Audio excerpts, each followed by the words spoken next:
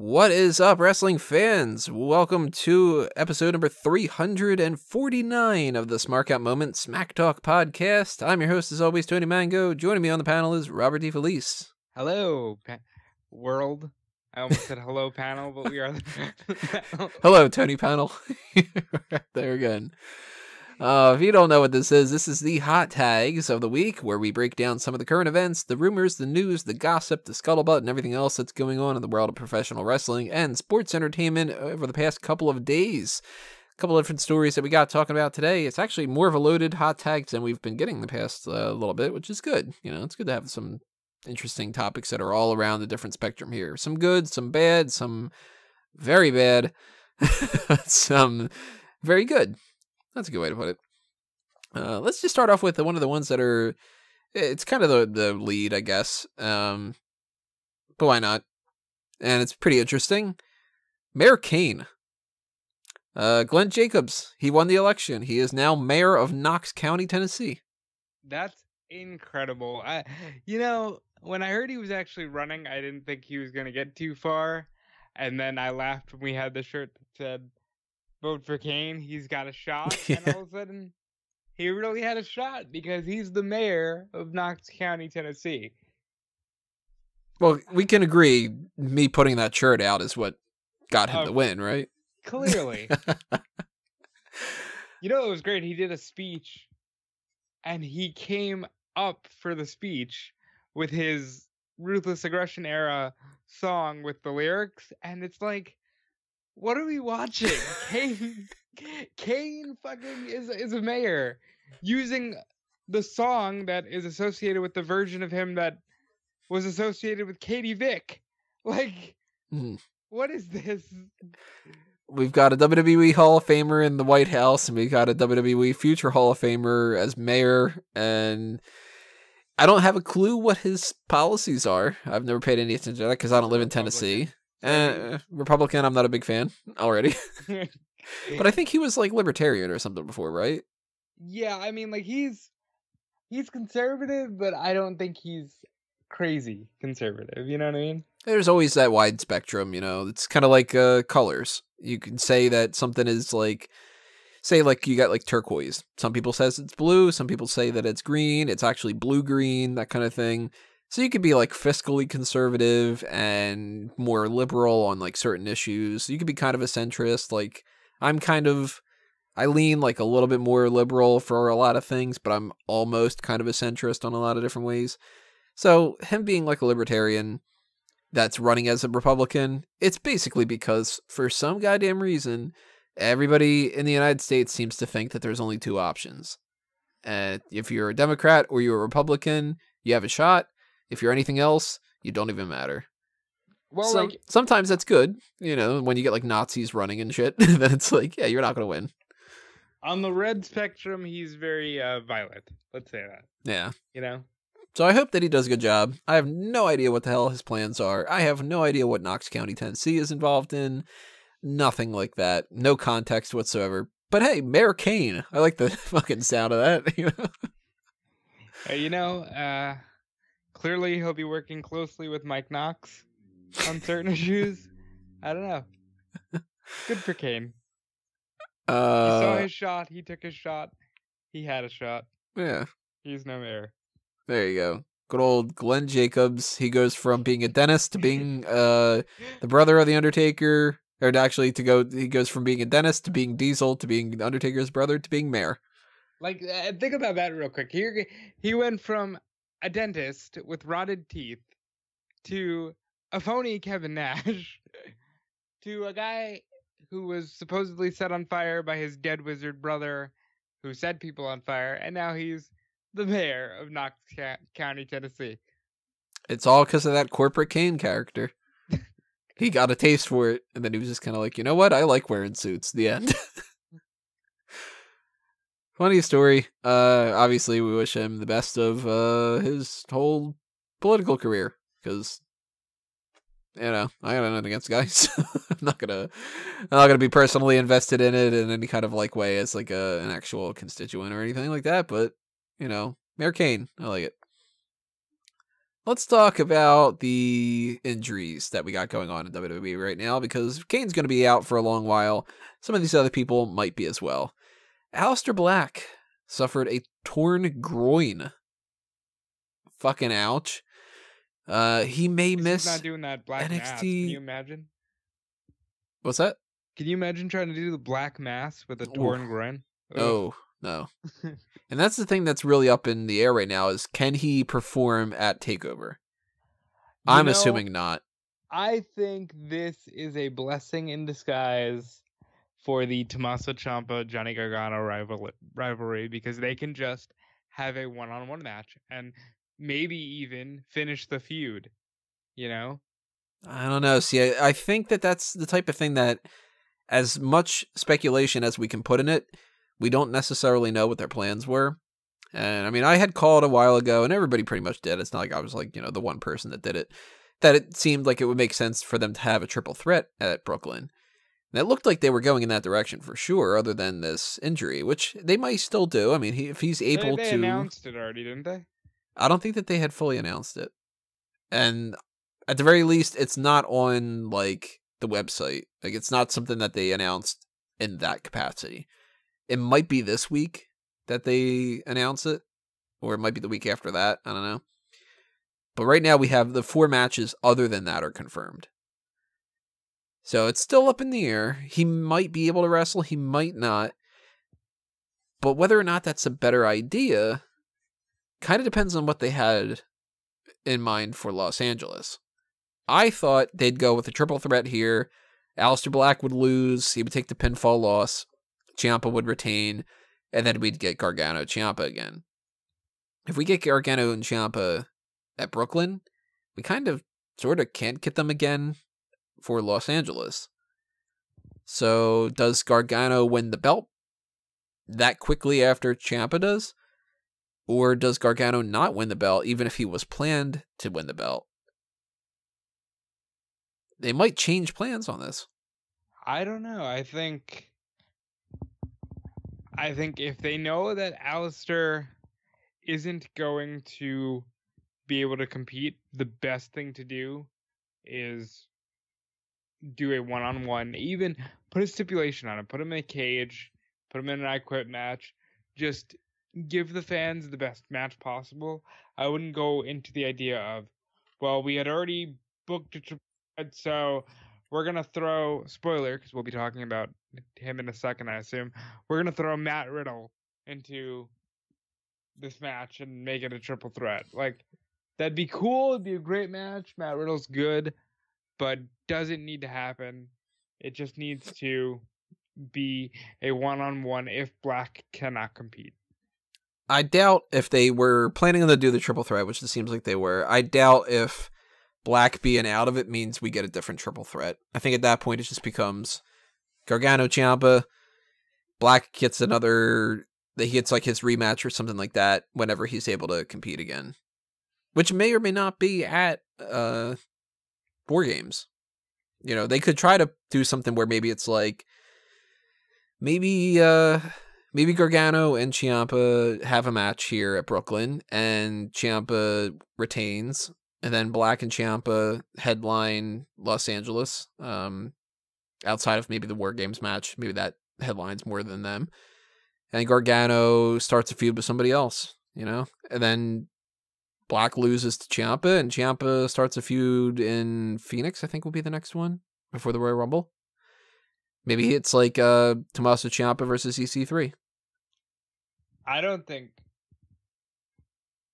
Ciampa will be a champion for too long, because we'll get into this as we talk about Brooklyn, but the NXT championships really have a pattern, and the pattern for the main title is a heel gets it and proclaims it his NXT, and then a babyface will dethrone him for like a couple of months or something, and then another heel will get it and proclaim it to be his NXT. And I think EC3 is probably that next heel in line to proclaim it his NXT, and I don't see him beating Ciampa for it. He's a babyface now, though, for some reason. Velveteen Dream's not the face in that feud? No, because they had the EC3 Kona Reeves whole thing going on. Huh. Yeah. I thought going into that feud that the Velveteen Dream was the automatic babyface being the NXT stalwart, but That's what I would have thought. And then they did the whole thing with Kona Reeves, and it was like EC3 is talking to fans and like giving them like they can take pictures, and he's throwing a T-shirt to them and stuff. And on this past episode of NXT, when they had shown it was EC3 against Kona Reeves, then I think he was slapping the hands of the fans on the way to the ring. I'm like, okay, he's babyface. That kind of kills the whole "I'm in the top 1%, get away from me" kind of thing. But okay, sure. It's kind of the same thing as like people like this. We're gonna turn Bobby Roode babyface because they like singing the Glorious thing, like Derek Bateman, guys, Chicks in America. You know, just let him do it. Just let him go back to Chicks in America to a certain extent. I'm thinking that might be the way that we go here. I think that if Ciampa and Gargano have a singles match, there's only two real ways to go about this. Gargano wins the title, and they have the triple threat at War Games. And it's like, well, Aleister Black never got his rightful rematch, and Ciampa is still owed a rematch because he was just the champion, so that's why they have the triple threat. Or Black just gets a single shot against Ciampa at War Games. Or maybe they just say fuck it, and they don't keep Black in the mix, you know? Yeah, they could always do that. Remember, McIntyre, when he came back, he was like, I want to be NXT champion, and he finally gets it, and then he defends it one time, gets injured in the match, so there goes Almas, and then he's like, I'm coming back for that title, and then they put him on Raw.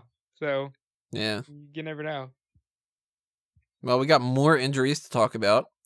This one's kind of, I hate to say, but it's like not really all that important. It's Dasha Fuentes. She suffered an Achilles tendon injury. So she's likely going to be kind of like sitting out a little bit. I mean, she is a backstage interviewer, so she could still do her job technically. But just the idea of like flying around, doing all that kind of stuff, I think that they're probably going to tell her to just kind of sit at home. They have Charlie. They have Renee. They have Mike Rome. Poor Mike. Mike flies around all over the place. He's the only guy amongst a horde of women. He's a good announcer, too. I think he's really good. I like Mike. Dasha, she's grown on me a lot. I don't think that she's all that bad. So I'd like to see her come back pretty soon. If she even takes any time off. She may not, you know? Yeah, or maybe. If she does, it might not even be noticeable. Yep. Just another injury to report. And then we also have the whole Matt Hardy situation. Should we talk about the Ruby Riott no longer being injured? Nah, that's it. She's not injured anymore. She's back. She's not injured. She's on TV. Yeah. Moving on. Speaking of people who are on TV, Matt Hardy. Yeah. There's a lot of rumor going around right now. Of course, rumors have to be taken with a grain of salt. And whenever somebody starts like going, well, I think that this means such and such, doesn't mean necessarily that's what the person was going for. But Matt Hardy put out a bunch of tweets, and it was very much in the kind of style that we've seen people when they do retirements and stuff, saying like, thank you for all the support, for all my career, and all this other kind of stuff. He put another thing out there talking about how his his back is getting all messed up from like being like fused together. And basically it seems like what this is coming down to is he retiring anytime soon? I don't buy into it 100%. Like, somebody will tweet, oh, hey, man, I'm really messed up. And they're like, thank you, Matt. You're so great. It's been a great run. And I don't think he's retiring anytime soon. You know, I think the first, and let's not forget who we're dealing with here, by the way. This is a dude who was being elusive and trolling and clickbaiting long before a lot of these terms were a thing. Matt Hardy knows how to manipulate the internet. You know? Yeah, he has a track record of playing around with that kind of stuff. But he also has a track record of just kind of not being in the best health. either. So maybe he did get some kind of bad news, and maybe it's kind of like the Sheamus situation, where Sheamus didn't retire after we had heard those stories about him possibly being done, but he could just have like a shorter amount of time left on his career. It could be kind of like, he's reflecting back and he gets told about this whole fusion thing that's going on, and maybe they're told like, look, you only got a couple of months, maybe a couple of years maximum. Maybe he's like depressed that day and he just goes, hey, thanks everybody for all the support. Like, I'm going through kind of a bad time, but I don't want to say anything about it, And like, let's not forget, Matt Hardy and Jeff Hardy, for that matter, it's a miracle that they're even still able to work to the high level that they are. They'd put themselves through a lot inside and outside the ring. So good for them for having the career that they've had, and I'm sure they'll have many more. And if they don't, and this is it, they've had great careers. Definitely Hall of Fame bound. Definitely legends. I don't even think that that's an argument. They're legends. Yeah, they have made their mark outside of and inside of, particularly inside of the tag team division. They're Hall of Famers for sure. If Matt Hardy were to tie things up and retire tomorrow, I would feel like it would be a weak end of his career. But at the same time, how much more else is there really for him to do? He's not going to win a world title. Well, and let's talk about the move that he says is causing his back and pelvis to fuse together. It's a top rope leg drop. And leg drops in general have been like the source of a lot of chronic pain for guys. Hogan says all the time, if I could change one thing about my career, it would have been doing a clothesline instead of putting all of that pressure on my lower back by doing leg drops every night. And yeah, doing it from the top rope and from the top of a ladder and all the other places he did top rope leg drops off of cannot be good. Yeah. So I don't distrust the idea that that's going on, like that medical issue. Like, for sure, it has to have had some kind of problems with that. But I'm hoping that this is maybe a situation where maybe he could just take some time off. And maybe by the time that he can heal up a little bit more, and maybe Jeff Hardy can heal up a little bit more, because Hardy's banged up too. Well, Jeff Hardy, I mean. Maybe they can kind of just go away a little bit and have like one more swan song at WrestleMania.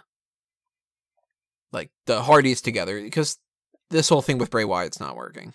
Just fucking drop it. Oh yeah. By the way, they're not apparently doing that triple threat tag at SummerSlam. They're doing it next week, and I hope that whatever it is, it leads to the end of the Hardy and Wyatt team. Yeah, I know it's not going to happen, but I want them to split, and I want Matt Hardy to take some time off, and I want Bray Wyatt to take some time off. Just maybe, I'd actually kind of almost want him just to go down to NXT. Who, Hardy? No, Bray. I've been over Bray for so long, and if he comes, whether he's still a babyface or if he's a heel, and all he does is the same shtick that he did before, I don't care. He's not the Undertaker to me. Undertaker was always cool, but that's because the guy playing the part of the Undertaker changed it up a little bit and was a better performer. Well, let's never forget. This is something I think with Taker. The only reason Taker wasn't written off as a weird Frankenstein character, like the rest of the weird characters in the 80s and 90s, he was allowed to beat Hogan when that really meant something. I think had they allowed Bray Wyatt some major victories and not just said, well, he's a great character, so we're going to put him in the ring with big people, but we're never going to let him win. Those things do matter. People do feel that. You know what I mean? Yeah. But also, hey, I didn't like Husky Harris. So yeah. Maybe it's just him. And like Bray, to me, when he first started, had the great character ability It's just the constant defeats, and it was like, well, that's okay because I'm weird and creepy, and you're gonna see, and that got old. Plus, he's more of a manager. Well, fortunately, they kind of killed the Bludgeon Brothers too. Nah, we'll see what happens with that on SmackDown, because we're gonna figure out who fights them at SummerSlam, and I don't know, not looking all that great when it comes to that. Let's talk about the Indies, at least when it comes to one person. Well, do you want to talk about Ambrose real quick? What about Ambrose? They're pretty much saying that he's within the next 4 weeks he'll be on TV. I assumed that would be the case. I mean, kind of spoiler. I'm assuming that he pops up at SummerSlam. I think they wait till the Raw after, but yeah, I expect him on TV within 3 weeks from tonight. He'll be on TV. It was kind of funny that on Monday Night Raw tonight they're like, who's going to be Seth Rollins' partner? It can't be Dean Ambrose. That upset me that they bothered to go, but it won't be Dean Ambrose, so don't even bother sticking around because we're not going to give you what you want. I thought that was funny. Yeah, so let's hop over to the Indies. Big Cazz has decided on what his indie name is going to be. Jeez. And it's Big Cazz. Big Cazz. Yep, it's just to change the 2 S's to 2 Z's. Big Cazz. I hate it and I love it. So here's the thing with the indie names. Like, if they reinvent themselves, like Derek Bateman becomes EC3, do you think that has a better shot than, let's say, Victoria becomes Tara, or Big Cass becomes Big Cazz? I kind of have a couple little like things when it comes to the indie stuff. I like it when they just go with a brand new character, like the EC3 kind of thing, because it shows that they're willing to change their career, and maybe whatever wasn't working the first time, maybe they're going to figure it out this time. And then, they kind of like, hey, I made a whole new name for myself, and if WWE likes me in the future, I can come back as that character, or I could come back as the other one, or some kind of hybrid of the 2 characters, or, something like that. But it's a little hard to just go with a brand new character and assume that it works. So I get it when people change their names and then they keep the same shtick going on. But I hate it when people do like the Victoria Tara thing. You just picked a different first name. That's stupid. If you're going to go by that, I would rather you make a play off of what your previous name was, but do it in a funnier way. Like Big Cass being Big Cazz. I think that that's funny. And that's him basically going, well, I can't be Big Cass, but I'm not changing anything else, so I'm just going to be Big Cazz. And everybody's just going to call me Big Cass. Because they're just going to go, no, I was saying it with the Z's, and you didn't hear it right. It's Big Cazz, Yeah, and it's the easiest way to get around, like, the posters that are going to have him on it and stuff. Unless you literally changed it to C-A-S-Z, like Victor Zsasz from Batman and stuff. Then it would be like you changed one fucking letter, or Big Cass with a K-A-S-S, like that kind of thing. I think it's funny, and it's still better than when Luke Gallows and Chris Masters had gone over to, I think it was Global Force at the time, it might have been something else though, and they got advertised as Luke Gallo and Chris Master. They just took the S off of their names, and I was like, now that's fucking annoying. Okay, I don't think that that's a thing. I think that somebody just messed up on the marketing there, because I know he wrestled as Doc. He was like Doc Gallows. He was Doc in Impact, and then he went as Doc Gallows, and I was like, okay, you took the 2 names that you had. I'm cool with that. When you go with Chris Moore and Chris Mordetsky and Chris Masters and Chris, what was the other thing that he went by? He's Chris Adonis. Chris Adonis and all that. It's like, dude, you're Chris Masters. Just be like, well, what's your take on Morrison? That's stupid. Who is like, I'm wrestling for Impact, I'll be Johnny Impact. I'm wrestling for, I don't know, PWG, I'll be Johnny Gorilla. If he's Major League Wrestling, he's Johnny Major, Yeah, he just changes it depending on where he's working. I don't know why he didn't appear on Survivor as Johnny Survivor. I thought that would be hilarious. And I don't know with the Mundo thing. He went with Mundo instead of Johnny Lucha or Johnny Underground. Well, I guess he wanted to be Johnny World. Johnny Worldwide, and he's Mundo means world, so he's Johnny World. I think that that's so dumb because it's like, hey, there's Johnny Blank for everything, and Johnny Nitro and Johnny Morrison. Well, he wasn't Johnny Morrison; he was John Morrison. But like, the name John Hennigan isn't like a real like, oh man, that guy's gonna come out and like beat somebody up or something, or like that's real flashy or anything. So I can understand him going with different names, but it's Johnny Impact and all that, it's like they all sound so indie lame bullshit, you know? Yeah, and he should be above that because it should be a major deal. I don't know why he isn't. It's Well, like, I know why he isn't, but I wish he wasn't. like if you tell me, I know who John Morrison is. I know Johnny Nitro. No, I know all the Johnny whatevers because I follow that and stuff. And I liked him a lot. I thought he was somebody that I really would have liked to have seen get a world title and stuff. But if I'm somebody who's not too familiar with the world of pro wrestling, and you tell me like, oh, who's going to be fighting on this card? Oh, it's going to be Johnny Impact. I'm going to be like, isn't that the name of a fucking 90s TV cartoon or something? Isn't that like I don't know, like Danny Dangerously and Tommy Wildside or something, like, you know, like that kind of shit. Like Johnny Impact's stupid. So I almost would have rather have seen him do the same kind of thing where it's like, well, they went by John Morrison. Why didn't he just go by John Morrison but Jon? You know? Yeah, I think that Big Cazz probably won't make too much of a splash on the indie scene, but he'll probably stick to the New York market, and he'll do fine. He's not going to make a splash, but I'll make a splash. Really? You got to change the S. You can't. What if that's his fucking gimmick now? He just changes all S's to Z's and stuff. So he's just kind of like, I don't know, like the championship is the champion zip. If somebody makes the reference of you had to put Z's at the end of your name because you put everybody to sleep, something like that. Yeah, call him an asshole. He should do the sleeper hold and call it the Z catcher or something. I don't know. The catching Z's.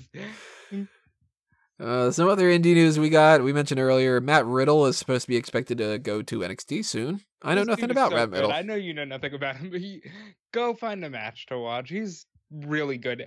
Like, imagine if somebody had the raw athleticism of Brock Lesnar and the chill attitude of Rob Van Dam. Does he make any Riddle puns? No. God damn it. That's his real name, Tony. Come on. I know, but still, if that's it. I make mango puns. That's my real fucking name. amangotees.com. Or no, it's not amangotees.com. tpublic.com/user/amangotees or whatever the fuck it is. With a name like Matt Riddle, you gotta go like, here's the question or something, like, like one of those fucking things. Well, who knows? Maybe WWE's gonna deck him out in green and he'll come out saying, riddle me this. He should. Fuck that, he should. Just have like, I don't know, like the Matt Riddle of the week and like a little pop up of something, and it's just kind of him being like, I have I'm red and green and blue all over, and I don't know fucking riddles, but sounds more like the setup of a joke. What's red and green and blue all over and doesn't have the rest of a punchline? Tony fucking Mango. So, I've heard good things though, and whenever I hear good things about somebody and they start coming to NXT, I think it's a sign to the positive. I've heard good things about Keith Lee. Never seen a single match of his until this week. He's supposed to be popping up on NXT. Bring in all the people. I've said before, merge all of them. I think this is the perfect lead into All In. Yep, we got All In announcements. That is finally clarified when it comes to the broadcast side of things. They're going to do a pre-show of sorts, and it's called 0 Hour. What do you think of the name of that? So, I like it. They described it on this episode of Being the Elite as the first hour of the show. Here's the major news, guys. It's going to be available on cable TV. WGN America. That, to me, this is maybe the most newsworthy thing to happen in wrestling for the year. They got the show on cable. They got that part of it on cable. And the actual show itself won't just be on Fight TV like StarCast the few days prior.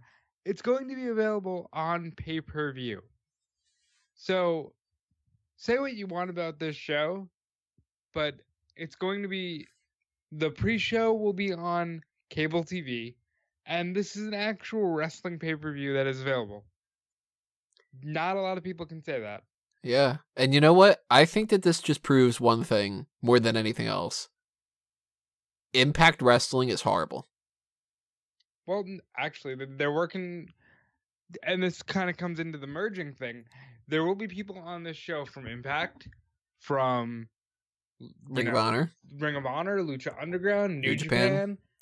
Like this, and by the way, the main event is for the NWA World Title. This, if anything, was a sign of maybe some merging should happen and some exclusivity should happen. It's this, because you're kind of showing that if you can get all the talent together, you can sell out 10,000 seats. And you can sell out a convention the whole weekend before, and even get it on cable and pay-per-view. You may never be in direct competition with WWE again, but you can be a great alternative. Mm-hmm. And I think All In has proven that. I just think that it's funny that the amount of money that they have and the amount of exposure that they had and the people that they had with all the connections and everything like that, that Impact wasn't able to pull off stuff like this as easy.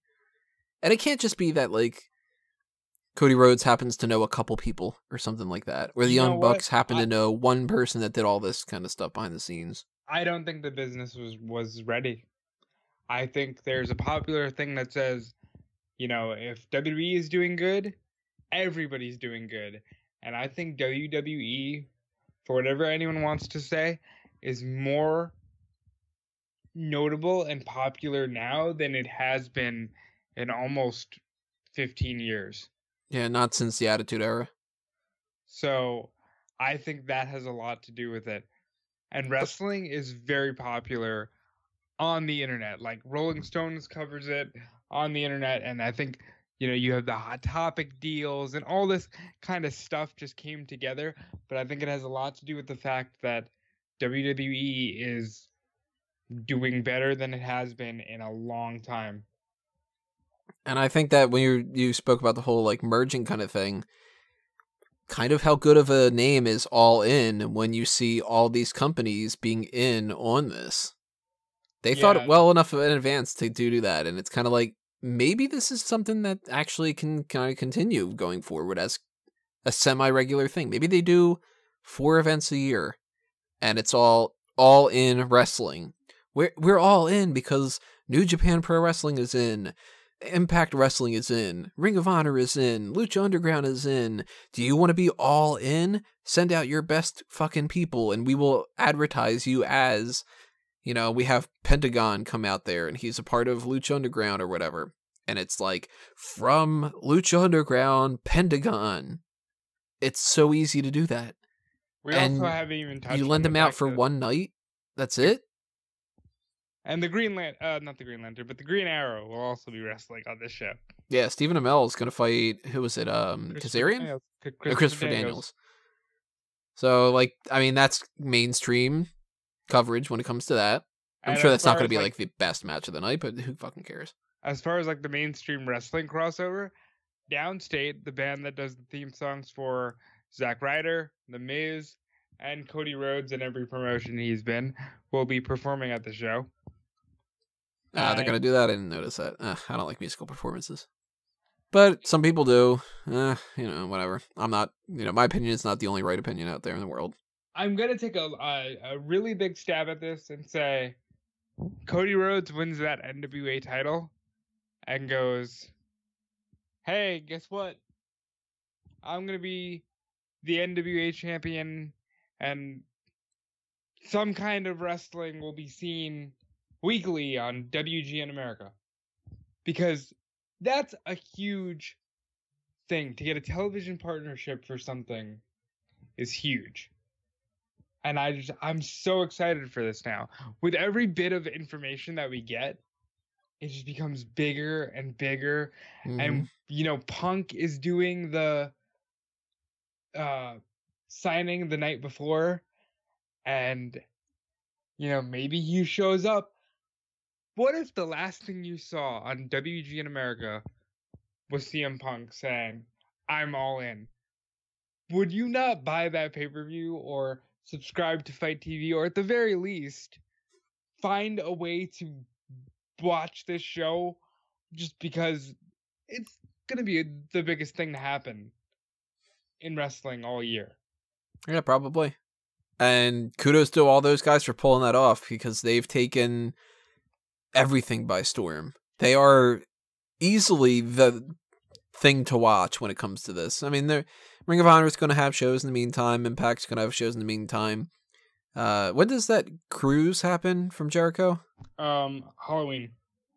So that's Halloween, and That's afterwards. that's kind of like fallen by the wayside. It's kind of like, here's our big news: Sami Callihan's going to fight somebody, and it's kind of like, yeah, okay, but what's about All In? But Jericho's kind of like, want this to be something special for people who come on the cruise. There won't be any streaming service. Jericho is like, I just want to create an experience for the people who come on the cruise. Yeah, to me, that's kind of fun, but at the same time... By the way, I expect him to be on this show. On All In? Yeah, very much so. Kind of a slap in the face to Vince if he does that, I think. That's the one thing that he keeps saying, is he won't work America for any promotion, but he'll work Japan when New Japan does Japanese shows. Yeah. Well, he could still be. I mean, he's one of those people that if he decides he wants to do that, if he's not technically under any kind of contract in WWE, nothing's stopping him. He could just be like, nah, I wanted to. And that's the end. All In's got a lot of momentum. I think the last big piece of the puzzle is going to be announcing Kenny Omega's match. And if it's a big name, like a Jericho, or I'm not saying this is even remotely possible, but, what if, like a CM Punk, they got it. They got the show of the year just in hype alone. It feels like WrestleMania. It's the indie WrestleMania.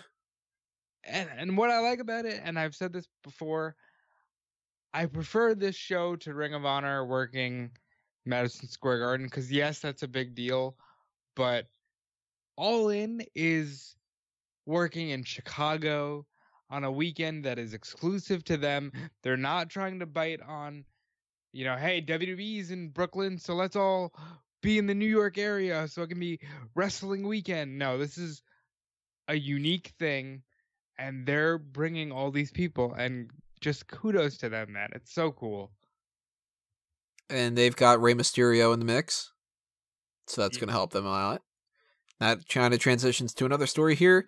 WWE's contract negotiations with Rey Mysterio and Daniel Bryan are still kind of up in the air. Rey Mysterio is doing All In. That is said to be his last major thing, though. It strikes me as the type of thing where he's like, look, I made a commitment to do this All In thing. I don't need to come in before that. I would like to come back to WWE for the right price and the right schedule and all the other kind of things like that, but let's wait until after September. Which is like, you know what? I can't blame him. And I know WWE probably wants to try to get him off of that show, but I don't think that Rey Mysterio is worth paying him so much more money to get him off of All In just to be dicks. Because what's WWE losing in that? They're gaining from having him on All In. Because then he gets goodwill. Then the people start going, "Do you see him at All In? It was great. Oh, he's in WWE. This is awesome. I love Rey Mysterio." The only problem being if he gets injured. And if he gets injured, put something in your contract that says, hey, look, we can rescind this offer if you get injured before you come in on the date that we were talking about. All you got to do is that. I do think they do think they should, because that's just protecting their ass when Mysterio has gone through so many different injuries before. Daniel Bryan, on the other hand, that situation's a little bit dicier. Well, with Bryan, the last I heard was that it was reported in the Observer that They are taking him off weekend shows like he requested. You know, he wants to be home more. I'll say it, which is funny because it kind of ties in with All In, because if he is leaving, his contract is up the day of All In. Right. I don't think that it's a smart move for Bryan to do anything else. But Bryan is a strong-willed person. If he doesn't want to work WWE, he'll go work the Indies. And he'll pick and choose his dates for New Japan and CMLL and probably Ring of Honor, you know? And by the next show, by Ring of Honor in Madison Square Garden, it'll be headlined by Bryan versus Kenny Omega and Cody Rhodes if they don't leave. You know, like, things like that. So it's very possible. It's something I'd love to see if he left, but I think there's so much more money for him to stay. And I also think that that's a real dick move if he leaves. Because for all this time, yeah, all this time, WWE's like, no, we're worried about you, man. We don't want you to wrestle. We're worried about you. We're worried about you. And they finally go, all right, let's take a little bit of a risk, but we want to make sure that you're okay. So every time that you wrestle, we want to test you because we want to make sure that you're okay. You're part of the family, all this other kind of stuff. They give him a job as a general manager. He doesn't really like that, but he finally gets back into the mix. And like, kind of like, what do you expect? Do you expect to immediately win the world title after that? No, they have to play safe a little bit. Now, the Big Cazz thing, guy that wants to be a world champion either.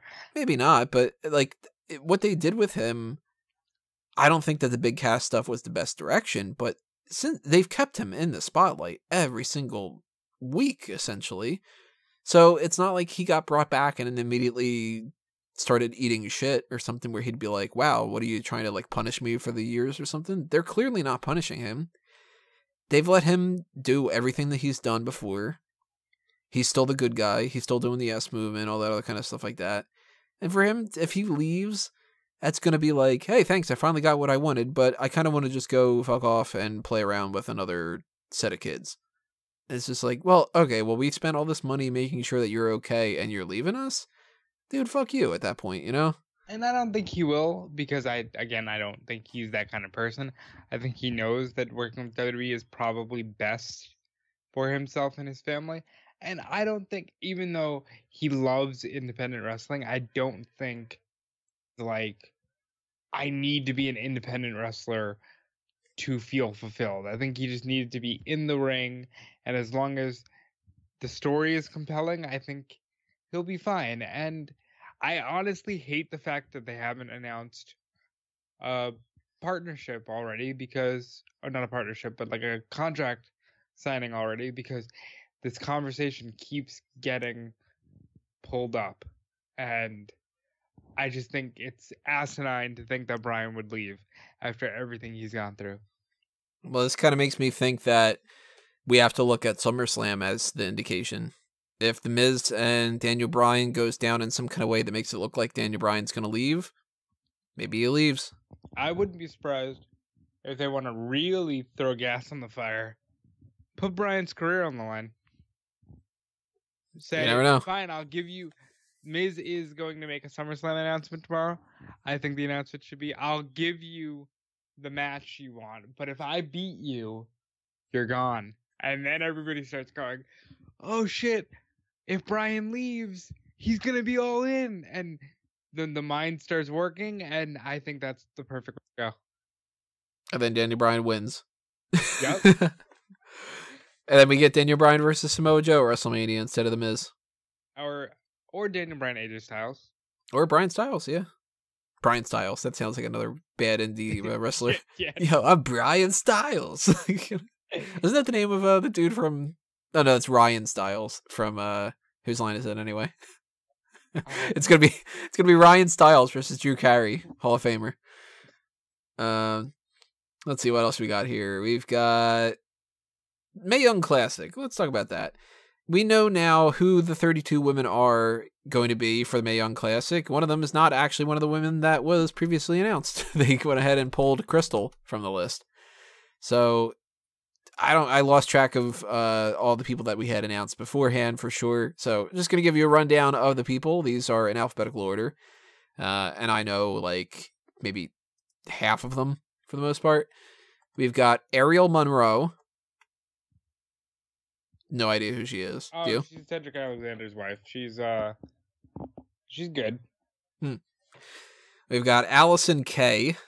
She's very good. She's former Knockouts champion, Sienna. Yeah, I've heard the name before. Don't know who she is. We've got Ashley Rain, who you would most likely know more for Madison Rain. Yeah, always been a big fan of Madison Rain. We talked about her before. We've got Deonna Purrazzo, who has popped up here and there in NXT and such, and was an alternate last year. Those 4 names, well, at least 3 of those 4 names, I wouldn't be surprised if they go all the way. It's all the way the next show after All In? Oh, yeah. I'm all in, and I'm also going all the way. We've got Hiroyo Matsumoto. Where's Callum? Yeah, I have no idea who she is. We've got Io Shirai. Talked about a lot about her recently, so nothing new when it comes to that. We've got your new little favorite, Isla Dawn. Yep. We have NXT's, or I guess technically the Performance Center's, Jessie Elaban. We have Ginny from NXT UK.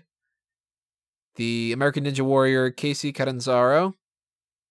Caitlyn from the old school WWE, Divas era. Karen Q, who went through OTW and Ring of Honor and a couple of other different places like that.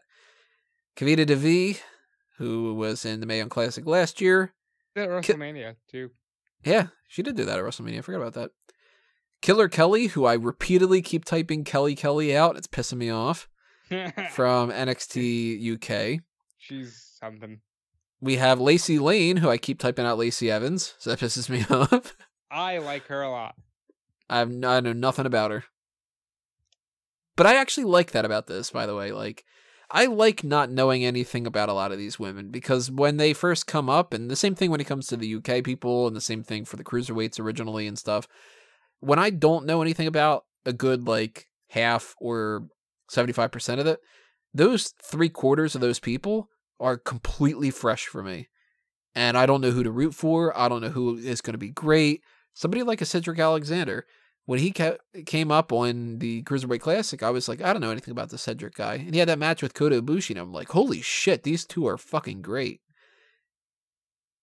I like that. What's interesting to me is this also has so much more to it, because whoever makes it to the finals is going to be showcased at Evolution. So this really means so much. It does, even more than last time around. Well, last time around they had the whole like, well, we finally did a women's tournament, but how many, well, we finally did a women's blank things have we already seen? Oh, we're gonna get more to that when we get to the last we get one. it every single week.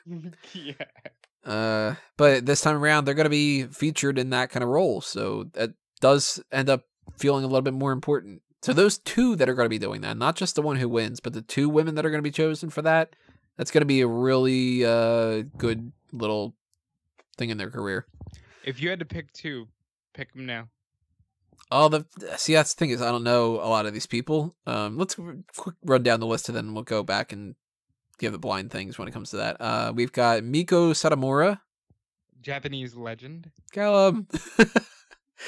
Never heard of her in my life. Because I don't follow that stuff, so, you know, hey.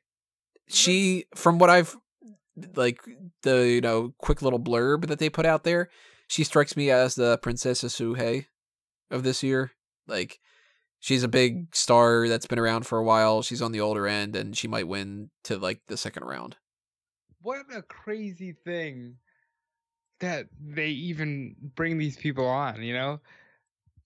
These are people who would have never gotten global recognition, and I think that's awesome, you know?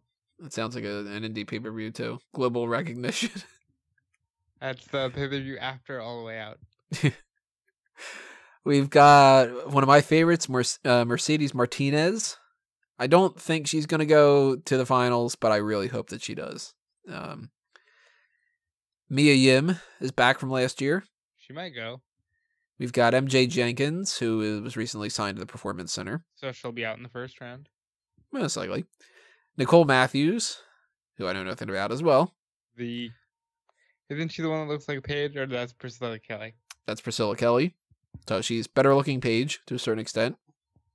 We've got another return from last year, actually 4 in a row from last year. Rachel Evers, the daughter of Paul Ellering. Reina Gonzalez from last year. Rhea Ripley from last year. And you'll see it on NXT this week. Tainara Kanshi beats Vanessa Bourne to be able to get into it. We have Tegan Knox, who went by Stephanie Newell, or Nixon Newell. She was an alternate last year, and she's actually going to be in it this year, unless she gets injured or something like that again, which hopefully not the case. Toni Storm from NXT UK and from the Mae Young Classic last year. Vanessa Craven, who I know nothing about. Zia Brookside, the daughter of Robbie Brookside. She's going to be an interesting one. She's like 18 or something, isn't she? She's 19 years old. 19. So I'm assuming that she doesn't necessarily win. But we have 2 women named Zia in this. We have Zia Brookside and we have Zia Lee from last year, who has done absolutely nothing since the Mae Young Classic. And then there's the one I don't know, Zatara, right? Zatara, who is like, all right, somebody really wanted to kind of do the whole like Zatanna plus that Zara Schreiber and Sarah Schreiber type thing. You're just making this all fucking confusing. And then we have Zeuxis. I don't know how to fucking pronounce her name. It's Zeuxis. Zuhis? Zeus? I don't know. Good old Zeus. I have no idea who she is. So, out of this whole list, the only people I'm familiar with, Madison Rayne, Deonna Purrazzo. I mean, I'm familiar with the name Io Shirai, but that's it, just the name. I've seen Isla Dawn just once, so I don't really even count her. I know who Jessie Elaban is, so I don't really know anything about her. Same thing when it comes to Ginny, just saw her once. Caitlyn, obviously, I know. I know some of the names like Karen Q and whatever, but really for the most part, the only ones I do know, Madison Rayne, Deonna Purrazzo, Caitlyn, Mercedes Martinez, Mia Yim, Rachel Evers, Reina Gonzalez, Rhea Ripley, Tainara Kanshi, Toni Storm, and Zia Lee. So that's only 11 names out of 32, which means, hey, I've got a lot of people that I'm going to be really kind of exposed to for the first time, which is fun. I'm looking at this list. First of all, my pick to win it isn't even there. I really thought Nicole Savoy would get to the finals this year, but she's not even in it. I'm looking at this list and thinking it's got to be Shirai and somebody else. But I don't want another Japanese woman in the finals.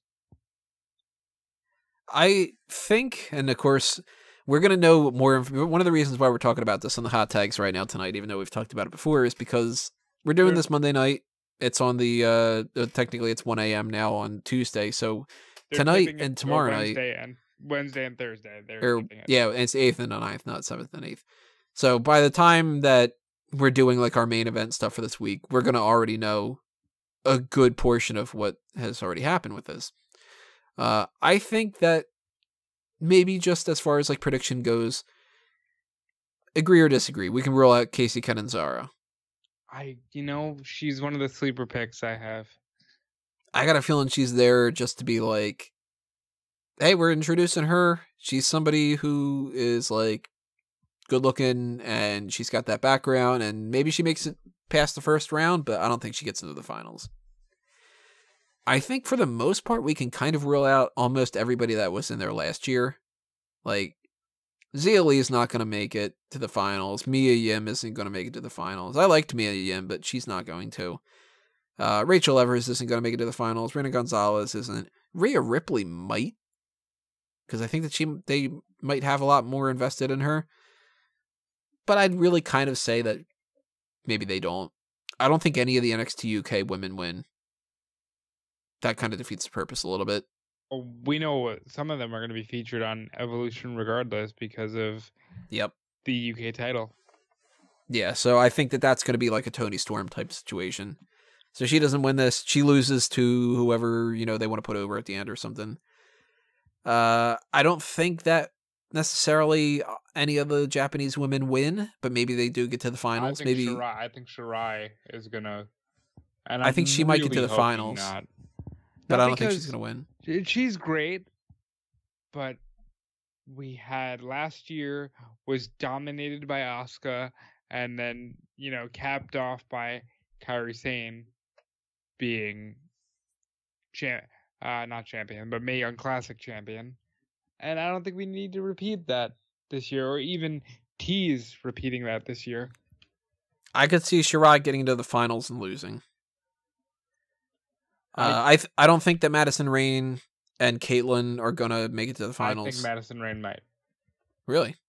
I'd be cool with it. I'd be cool if she won. At Evolution, you have to remember, you also want to showcase people who have star power, and not only star power, but experience with pay-per-view and television.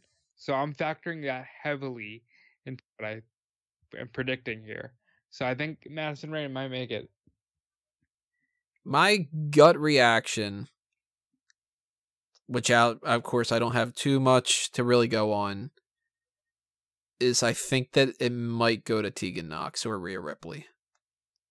The whole thing? Yeah. So, gun to my head, I'm thinking Deonna Purrazzo.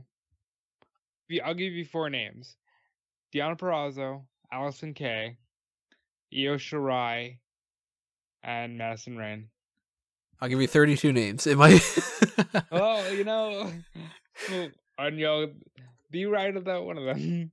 And then ends up being, nope, it's Crystal the whole time. You're like, God damn it. So I will be posting, of course, the spoilers on the website on the 8th and the 9th when those happen, and I can check around and see what's going on with that. If you don't want to know what the spoilers are, don't worry. We're not going to have it in some kind of capacity that you won't be able to avoid. The predictions post that's on there is not going to have that spoiler information. It's going to be on the results page. So keep that in mind. We still have other hot tags to talk about. Yeah, we're talking Mae Young Classic. Let's talk about Table for 3. This was Women's Championship Evolution because they just can't even bother trying to think of different names anymore. It's just stupid. How many of these have they done? Real quick, where it's just like, wow, it's so great how the Women's Evolution is. And I can think of, they did the one with Kelly, right, where it was Kelly, Eve, and Maurice. And they did the one with Alundra Blaze and Molly Holly and Michelle McCool. McCool is with it? I thought it was Ivory. Oh, no, Ivory. Michelle McCool was in one of them too. Yeah. I mean, this one was Natalya, Nia Jax, and Beth Phoenix. Oh, well, I'm actually going to check the network real quick to see how many times that on this particular broadcast, Table for 3, they insist upon talking about the women's evolution or revolution. Well, I mean, I hate that I have to specify this every fucking time, but I mean, people are going to put it out there and they're going to be like, oh, you guys are just crapping on it because it's a women's thing. No, we are very supportive of the fact that the women in WWE are getting more of a chance and stuff like that. It's just, Rob and I have the same kind of perspective on this. It's essentially, I get it. And that's it. And it's just kind of like, can you shut up about it for a little bit? It's fucking exhausting. I hate that one-track mind. And I hate it for anything, for that matter. Like, take, for instance, when somebody is super religious and everything comes down to praise Jesus. Yeah. And it's like, you could say, like, oh, man, I think it's supposed to rain today. But it's not. And then people go, oh, you know, thank the Lord for that or whatever. And it's like, it's just talking about the fucking weather. Or when somebody's a vegan and they can't go one damn sentence without mentioning it in the context of being a vegan. It's just sort of like, yo, did you see, Avengers Infinity War? And then they go, yeah, you know, I was going to this one vegan place and I was whatever like that. And that's when I saw the movie. And then you're like, I get it. You're a fucking vegan. After a while of this, I get it. It's important that the women are getting a stronger push. And I'm supportive of it. I don't want to fucking hear about it every goddamn day constantly. Because at the same point, as much as I am supportive of that, after you beat my head over it, I'm not going to react to it anymore. And then I look like an asshole because I'm not the one that's going, wow, this is amazing, yay, every single goddamn time, you know? So They have done, this is the 6th all-female table for 3 where it's revolved in some capacity about, wow, look at how great it is and how far we've come. And you know what? That's what bugs me about that kind of a thing, because we've had 6 that are just about like that, you said. Why is it always just the one thing that they're talking about? How come they can never talk about anything else? It's like when you go to a comedy show and somebody's like, hey, I'm I don't know, pick a random thing. I'm a Hasidic Jew. And every single joke that I have is about how I'm Jewish. I'd rather see a comedian that goes, hey, this is about my love life. This is about my crazy family. This is about the day job that I have. Subways are weird, aren't they? Like, you know, the kind of, it's like, okay, there's a joke for a lot of different things. Somebody comes up there and every joke is, well, this is what it's like to be an overweight person. And here's just a bunch of fat guy jokes, or here's just a bunch of bald guy jokes, or just a bunch of women jokes, or a bunch of, I don't know, I'm Hispanic, so it's a bunch of Hispanic jokes. What, like, that's why I didn't like Carlos Mencia. Every joke was about his heritage, and I'm like, well, I don't connect to this because I'm not Hispanic. But if you would have told a joke about, like, hey, doesn't it suck when you're wiping your ass and something or whatever, I don't know, and I'd be like, yeah, I shit. Like, it's just kind of like, all right, you're 2 for 2 with trying to come up with zingers and just not getting there.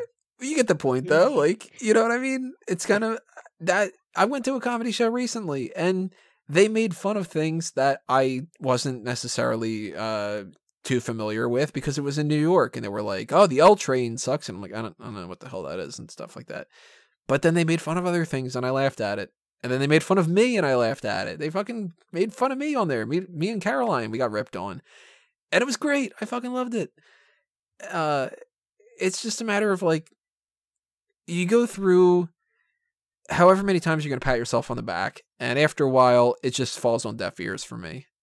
And in particular, my God, this time around, I always think, like, that it's tough that, like, the empowerment of, like, the women's division and, like, women in general can embrace, like, you know, the strength and, like, the unity of, like, body positivity, and, like, it's just so important that, like, I'm like, oh, God, how many fucking times are you going to say that, like, whatever? And it was every one of them. All 3, Natalya, Nia Jax, and Beth Phoenix. They just, the script just said, instead of every time you hit the space bar, you type like. You're all Valley Girls this time around? It's just sort of... I learned a little bit. I didn't learn a damn thing. I learned that Natalya had I don't know if she was saying that she had an eating disorder. She was talking about, you know, relating to Alexa and talking about being extremely skinny and still not feeling good enough, which, you know, that's great. Everybody needs a feel-good story like that. What I want to preface this with is the final 45 minutes of Raw went to the women, which I loved half of that because it was Sasha and Bayley against the Riot Squad in a pretty good tag match. But they did this thing, and they did it last week as well, where they're like, the women's evolution is so great, and here's this fantastic pioneer, Alicia Fox.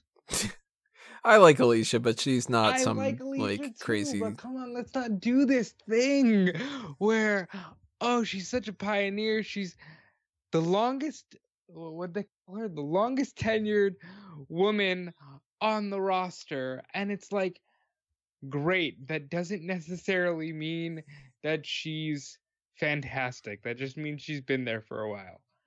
And with this table for 3, I think the most powerful thing to me was that Beth actually said that she struggled. And she said, you know, I went through a lot of times where I just didn't think what we were doing mattered. And coming from Beth, that seems authentic. You know, it doesn't seem like, oh, here's Kelly talking about how she loved wrestling. You know, it seemed authentic coming from her, and I actually liked this one more than Tony. I thought I was gonna dread it, but they didn't kill me too much with the, my God, it's so great, because at least with these three women, Beth and Natalya did seem like they wanted a change. So when they talk about it, you feel it, and it was fine for what it was. I laughed at the whole Beth being jealous of Nia, because when Nia did table for the Edge and Christian show, Edge came home and was like, Nia's really beautiful. Mhm. Like wow, she's really beautiful, and Nia is. I also think it's funny that this is being released in August and it was recorded on Hall of Fame Day, because they kept talking about how Natty's cat peed on her dress, and Nia didn't even know if she had her gear for WrestleMania, and Natalya also talked about, wanting to go to Raw, which I thought was weird because she was just in the main event of Raw. One thing I didn't like, they spent a good 5 minutes blowing smoke up Stephanie's ass, and that was weird to me. It always happens. But it never feels all right. Like, it always just seems like that's so strange that you're just gonna be like, and wow, this is Stephanie's first WrestleMania, and I can't believe that. And it's like, yeah, I was a little shocked by that as well, but that's also because she's been in the main event picture for like 4 of them. So I didn't really think about the fact that, okay, maybe she's never been in a match with a woman, but she's taken a pedigree, a spear, a rock bottom, and Table spot. a table spot. So she's done quite a lot at WrestleMania. So I never really thought about, I guess she never had a match. My issue with this kind of thing, and I'll just say, the whole see it and skip it thing. If you are so damn invested in the women's evolution and you don't get sick and tired of it, see it because you're going to love it. If you are like me, where it doesn't matter how invested in it that you are, you're getting sick and tired of hearing about it constantly, skip it, because you're not going to get anything out of it that you haven't already gotten a million times. But I just kind of look at it as, it's a 20-something minute show. People are sitting around talking. I like it better when they're talking about interesting stories of like, hey, remember the time that so-and-so did this and whatever. And I don't like the table for 3 episodes where they go, our topic for this night is going to be this one thing, and then that's it. I want to hear the stories of, well, when we were back trying to figure out what was going on with the New Day, we were pitching this. And hey, Kofi, you know how you used to do that Jamaican accent at Taco Bell? And like, that's the stuff I think is fun. If I wanted another laundry list of, these are the things that women in WWE did that are great, and it's so great that it's great, and it's great, then great, it's great, that great, over and over and over and over and over again. There's a segment every single week now, whether it's, Daniel Bryan comes out and it's like, hey, before I talk about the thing I need to talk about, let's give it up for the Evolution pay-per-view. And isn't it great that whatever? And it's just like, I know, I get it. It's great. Can we move on? Can we skip the 5 minutes of this? Just the same as it would be with anything else. And it's not a matter of me crapping on the women. It's me crapping on the repetitiveness of WWE. I hate that every time we have to cover this, we have to repeat over and over again, we're not crapping on the women. Mm-hmm. We're not. But man, because people aren't going to listen, and there's going to be some kind of comment out there, people going, you see, you just don't fucking like the women. Well, listen, I'll say this every time. We talked for 2 hours at length about how much love and respect we have for women's wrestling. Go back and listen to the Mount Rushmore. But this is fucking annoying, man. It just is. Yeah, and this table for 3 is just another 20 minutes of the same thing. Outside of Natalya had an eating disorder, and Edge and Christian have a crush on Nia. That's all that you can take away from this. And I'm going to say something about Raw as well. Have you noticed that they're not referencing the Divas Championship? They just What do you mean? go, Alicia Fox won the title. They won't say the fucking word. Oh, I haven't noticed that. Like, I've noticed that this is the second time I've noticed on TV. They don't want to say Divas Championship. Why? You branded that for years. Be proud of it. Don't. Now that, okay, it's great that you've evolved, but you don't also have to run away from what you were.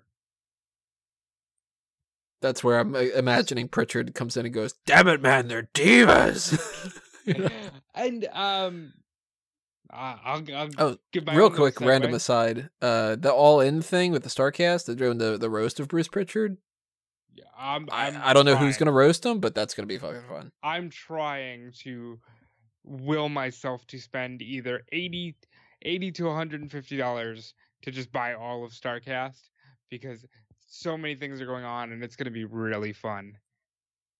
All right, well, our final hot tag here that we're gonna talk about is that Hulk Hogan has put out a little bit of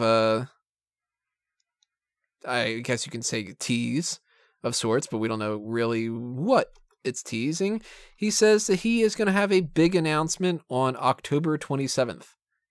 It says on the website on HulkHogan.com, something big is coming and it's going to be too sweet, brother. Save the date, October 27th. And he has a countdown clock, which I think is funny because it's like, just reminds me of like the old like Angel Fire kind of pages and stuff. GeoCities.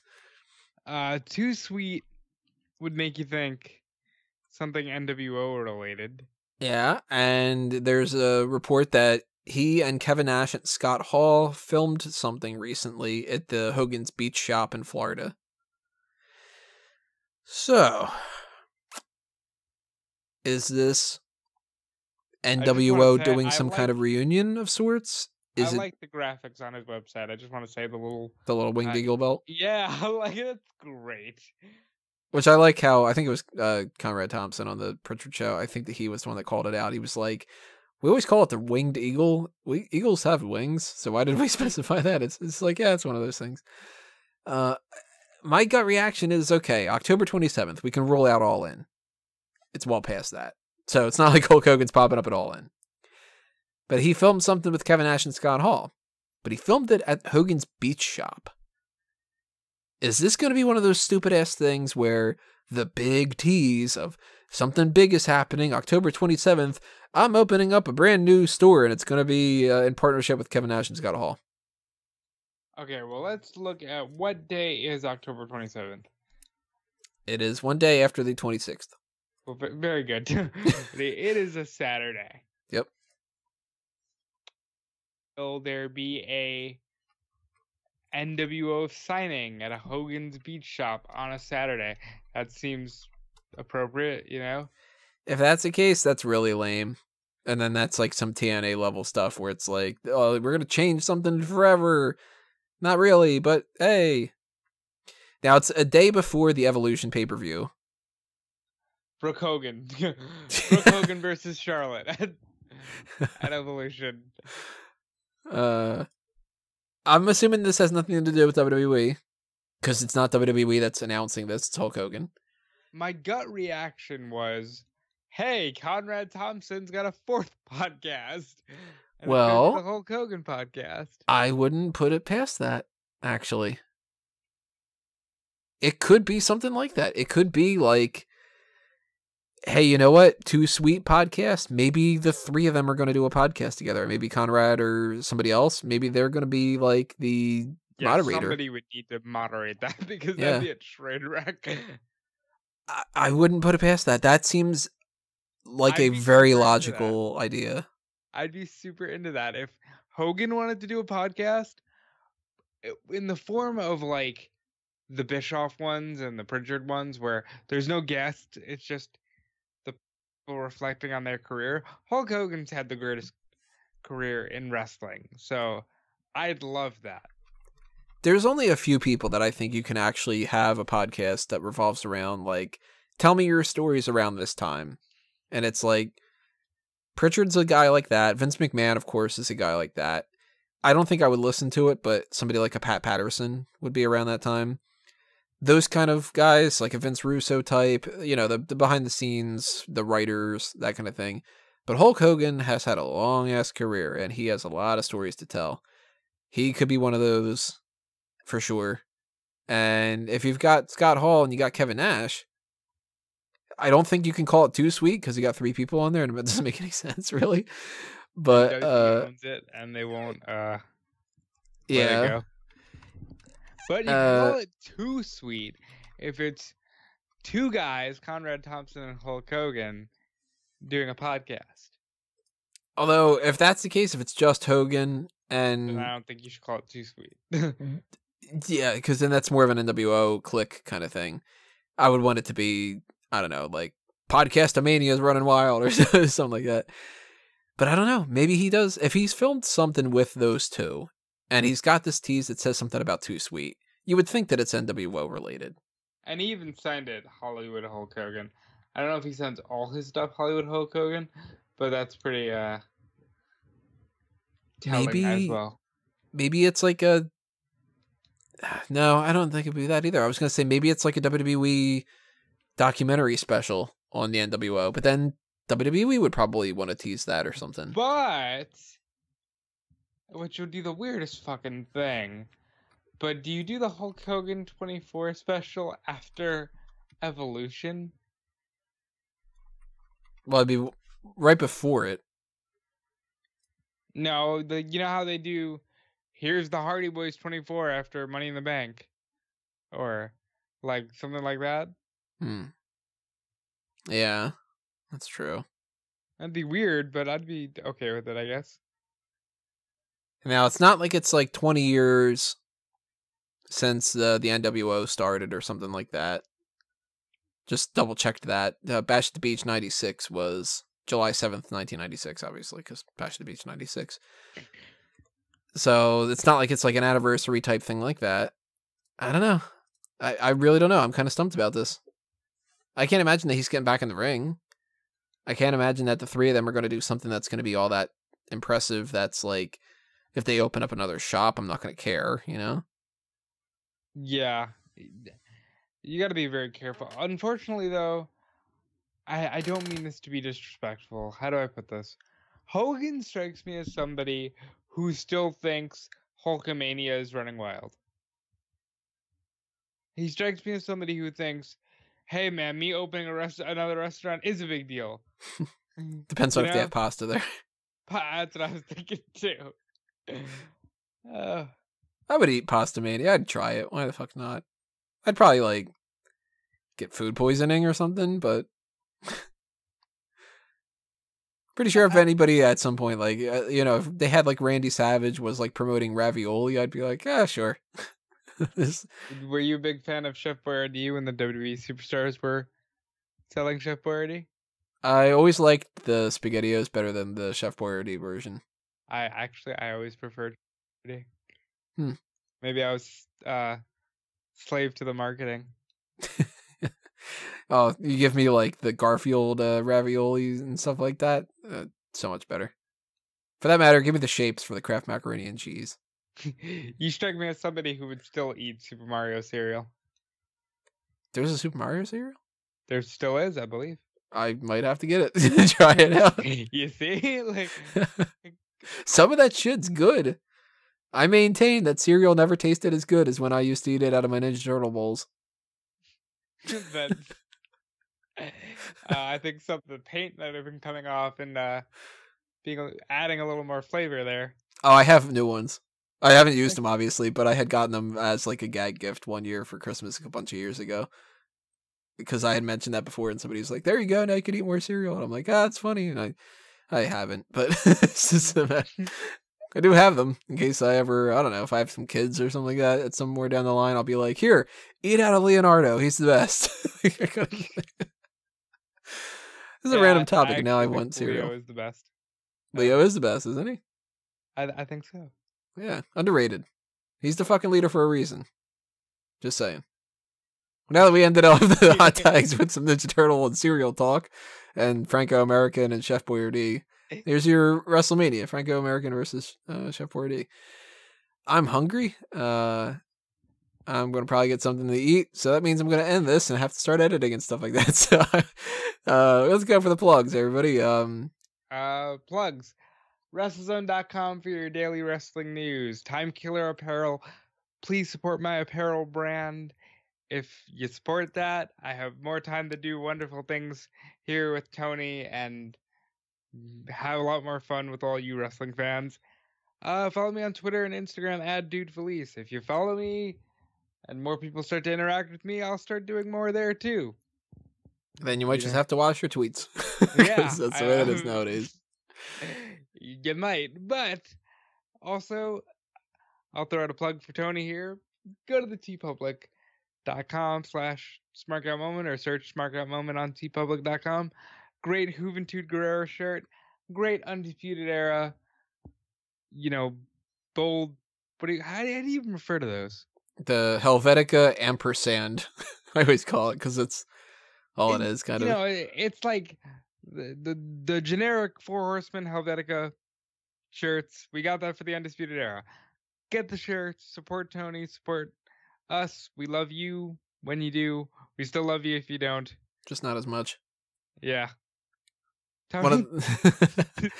Obviously, everybody, same old when it comes to me. If you are following the wrestling side of things, which I assume that you are because you're listening to this podcast and it's an hour and 20 minutes into it and whatever, that you should be checking smarkoutmoment.com for everything that happens there, not just the podcast stuff. We have the weekly articles every week, of course, and other kind of features and everything. I just barely tweaked the homepage the other day, just updated a couple little graphics and stuff, and I do that kind of stuff here and there just to kind of keep things looking a little bit better. And I am hoping that we can get, obviously, more and more content as time goes on. And the way that I can do more and more content is if you do show your support through things like the Patreon and through the PayPal button at the bottom of the page. If you got any spare change that you want to throw our way to keep things going, keep the lights on, so to speak, go ahead and do that. If you can't, we understand, but there's other ways that you can help as well. Like and share and favorite different things that we've got. Spread the word. Tell people about it. If you got a wrestling fan friend of yours or something like that, tell them to go to Smark Out Moment. Tell them to check out the podcast. Tell them to do all that other kind of stuff. If you see an ad, click on the ad. I'm technically not supposed to tell you to do that, but nobody cares. That stuff is the bread and butter of what goes down here. So show your support by doing that. Also, make sure that you subscribe on the YouTube channel and ring the little bell for notifications. Follow the Facebook and Twitter accounts @SmarkOutMoment. Do the same thing when it comes to Fanboys Anonymous. I've been trying to do a lot more content there, and I've been doing like the Weekend Geek and some different things. Been writing up some editorials that I just haven't had time to finish and everything. But hey, you know what? Here and there, I can pepper a couple things in. So that's fanboysanonymous.com. You can find a lot of other articles and stuff that I've got going around on the freelance side of things by just clicking around all over the place when it comes to my name. Leave your comments below. Tell us what you think about all the topics that we talked about here. And stay tuned for our main event for this week, which is going to be some kind of commentary for SummerSlam. We haven't quite decided yet. I was kind of assuming that maybe they would announce a ladder match stipulation for the Intercontinental title match for this upcoming SummerSlam, but they didn't. So, kind of in a little bit of a conundrum here. Two that we were thinking about doing were Hulk Hogan versus Shawn Michaels from SummerSlam 2005, and the other one was Shawn Michaels versus Razor Ramon, the ladder match from 1995. Maybe we do both. I really want to do both because I love the ladder match, and I think that we'd have a lot of fun doing the Hogan and Shawn Michaels thing. And like I said, both of them will probably run us about 40 minutes, so it's still shorter than our average main events. Yeah, we might do both. It's a lot of editing work for me to do, but at the same time, it doesn't need to necessarily go up on Wednesday afternoon or something like that. So we might do both. It kind of depends on what you guys have to say. If you have an opinion one way or another, go ahead and chime in on the comments below and tell us what you think. Or if you have an alternative suggestion of what you'd like to see instead of a commentary track, whatever the case may be, go ahead and voice that opinion too. But we will give you something. And say, if you interact with us more in the comments and you show that you're enjoying this stuff on the YouTube, you don't have to necessarily give to the Patreon or anything. If you do that, we'll know to keep doing more. and that what we're doing here is actually affecting people. So Yeah, every little bit helps. very much so. So thank you, of course, to everybody who supports us in any way that you obviously can. And we will see you next time, whatever we end up giving you. This has been another Smark Out moment, and we're being counted out.